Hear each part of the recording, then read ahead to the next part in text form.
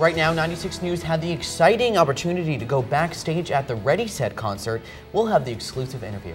Also, an update on Wall Street. We have the latest on the Occupy movement. And later, an inmate who's suing over prison food.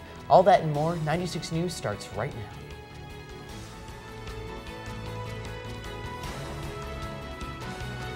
Hello everyone, this is the week of November 14th, and this is 96 News. I'm Ryan Shea. And I'm Rebecca Vargas. Before we bring you this week's news, we want to welcome back Orlando native Kathy Charlton for missions work in China. Welcome back, Kathy, but now it is time for the weather with Victoria Garcia. Victoria? Well, this past week we experienced some major ups and downs with temperatures, with highs being in the 80s one day and in the 60s another. The good thing about this week is that we won't be experiencing those bipolar temperatures again. So for Monday, we can expect temperatures in the 80s and a low of 67 at night. Tuesday and Wednesday, temperatures should be in the mid 80s again and low 60s at night. And Thursday, expect a few scattered thunderstorms because a low pressure system is moving through again. Friday, temperatures should be a bit more comfortable due to the cold front passing through, so a high of 76 and a low of 65. For your weekend, temperatures are going to heat up just a bit, but other than that, it should be nice and sunny. For 96 News, I'm Victoria Garcia. Thank you, Victoria. A fire in Lakeland left one man dead this past Saturday. Police told the Lakeland Ledger that a man who was getting food turned onto Lake Avenue to find a fire blazing. The fire was reported around 4:30 in the morning. The name of the man found dead inside the home has not been released yet because his family has not been notified. A Miami inmate is complaining not about his prison sentence, but about the food. Eric Harris, who is serving a life sentence in Miami for sexually abusing a minor, is complaining that he is being treated cruelly. The inmate says that the food, which consists of turkey dogs and other soy products, is ruining his immune system and making him ill.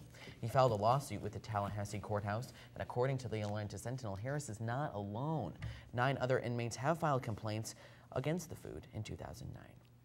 If you love theater, then here's your chance to get on the stage. Auditions are being held for Theater Winter Haven. The production is called The Marvelous Wonderettes. You can audition on November 20th at 2 p.m. and November 21st at 7 p.m. Now it's time for your sports update with Matthew Hull. Matthew? This past week in sports was a busy one. We saw Penn State take the field for the first time without Joe Paterno as their head coach since 1965. The legendary coach was fired this past Wednesday due to his failure to report a sexual abuse crime that was committed by his assistant coach, Jerry Sandusky, back in 2002. On the field, Penn State lost to Nebraska 17-14. From Major League Baseball, Washington Nationals catcher Wilson Ramos was found alive and well after being kidnapped 2 days earlier from his home in Venezuela. In the NBA, Commissioner David Stern had hoped to start the new season by December 15th, but with the players rejecting the latest offer from the owners, now it seems the whole season is in jeopardy. From college basketball, North Carolina and Michigan State played in the inaugural Carrier Classic on Friday. UNC defeated Michigan State 67-55. Also, the United States men's national soccer team played this past week and lost to France 1-0. With this week's sports recap, I'm Matthew Hull. Thanks, Matt. Well, have you ever heard of the band The Ready Set? Well, if you haven't, I caught up with the band backstage at their show. Here's your entertainment report in the 96 News Music Series. Jordan Witzigruder is the sole band member of a popular group called The Ready Set. With a hit song Love Like Whoa off his debut album, 96 News caught up with him at his show in Gainesville, Florida to find out what life on the road is really like and how he started out. I started at the end of 2007 and I just wanted to write some songs, so I went in my basement and had a laptop and a little keyboard and started just messing around, and it was sort of just for fun. The messing around paid off and Jordan became a hit on MySpace. He started touring right out of high school. It kind of just took over my life and I started dedicating like all my time to it. With just releasing a brand new EP, we wanted to know what tracks most inspired him. I think on the EP, my favorite, I guess, as far as like a personal reason, my favorite one would be A Little More, Just You Want to Do. But when I asked him about the story behind the name of his band, he told me what really inspired him. Where does the name The Ready Set come from? It means being ready to set your inhibitions and fears and stuff behind you and just kind of do what you want to do. Because Jordan makes living on the road seem like no big deal. He even said that all his tour members are a big family, so we asked him what was some comfort things he needed while on tour. We're all kind of, well, at least like me and like 3 of the other guys are pretty like hooked on Starbucks every day. That's like it's like the only constant, I feel like. What's your Starbucks drink? There's two things now. I recently just got my game all switched up. Somebody introduced me to a new one, but usually it's just a iced soy vanilla latte. But lately, I'm switching it up and doing the iced soy vanilla chai with a shot of espresso, which is that blew my mind. I never even considered it, and it's been a good week. Finishing up a national tour with band All Time Low, Jordan will be on the road again, this time headlining his own tour. Somerset, Downtown Fiction, and Plug-in Stereo, and it's starts the day after this tour ends, actually, which is exciting. So we start that, and it's about like 20-something days, mostly like East Coast, kind of Midwest, like a lot of the areas like we didn't cover on this tour we're going to, and then right after that we're doing an acoustic like 7-day long tour, just kind of back up to Indiana up until Christmas. You can get the Ready Set's brand new EP, Feel Good Now, in stores or on iTunes. And you can also check out their headlining Feel Good Now tour, and bands such as the Somerset and Downtown Fiction are playing with them. A sheriff lieutenant is being charged with sexual assault. 38-year-old Zachary Knight was arrested last Friday. According to the Lakeland Ledger, Knight had to be tasered and may have been suicidal. He is charged with false imprisonment, aggravated assault, and sexual battery. He is being held on a $2 million bond. Sally Ibarra has a story of a man who is impersonating a police officer. Sally? Francis Neil Perry was arrested in his officer attire Wednesday night. Perry had been issued a warrant after he failed to show up in court for driving with a suspended license. It all started Wednesday when police officers learned a Chevy Malibu, which matched Perry's vehicle description, was spotted in Winter Haven. When officers tried to pull over the car, the driver fled. It was later confirmed that Perry was in the car, and he was then charged to fleeing to elude. And undercover narcotic detectives reported that the suspect was seen wearing a shirt and a badge impersonating a law enforcement officer. Authorities arrived at U.S. Highway 17 and Carefree Cove and saw Perry getting into a Ford Explorer. The officers conducted a traffic stop on the vehicle, and Perry provided false identification.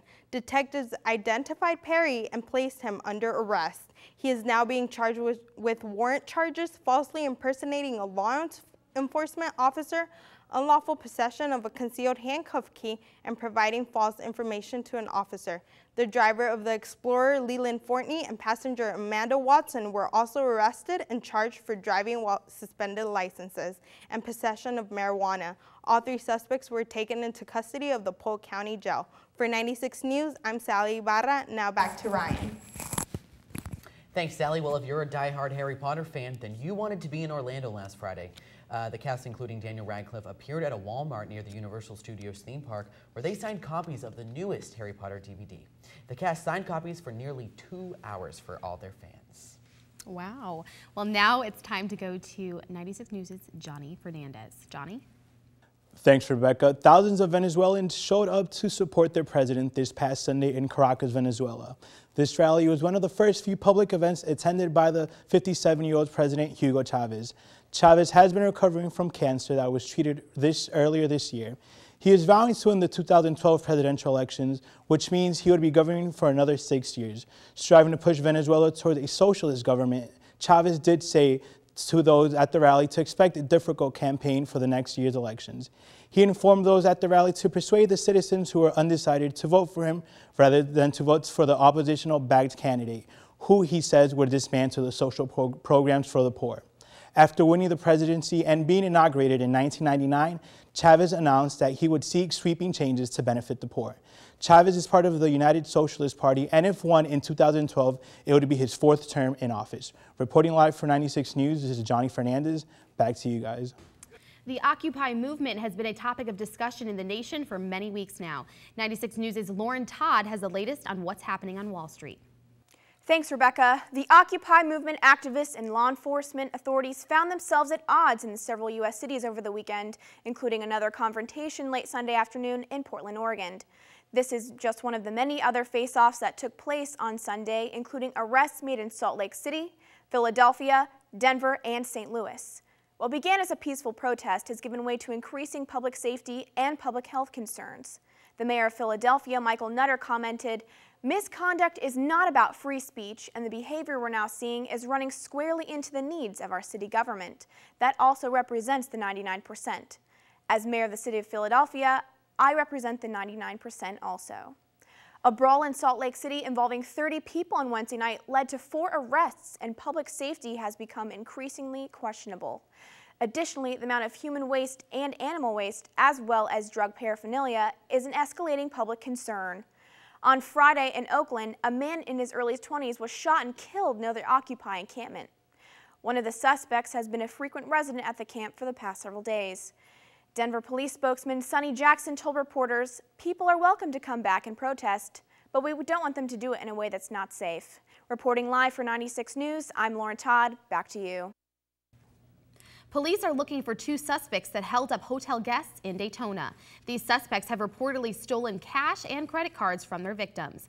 The men are described to be wearing black clothing, having facial hair, and being about 5'10". Anyone with information should contact the Daytona Police Department. Well, Warren Buffett's company has made some large purchases in the past year. The multi-billionaire says that his company has purchased nearly $10.7 billion in shares of IBM. Buffett has been noted to say that he will not invest in technology businesses because there's no real way to know what technologies will prosper in the future. IBM did not have a comment as to Mr. Buffett's investments. Well, that's all the time we have left for today.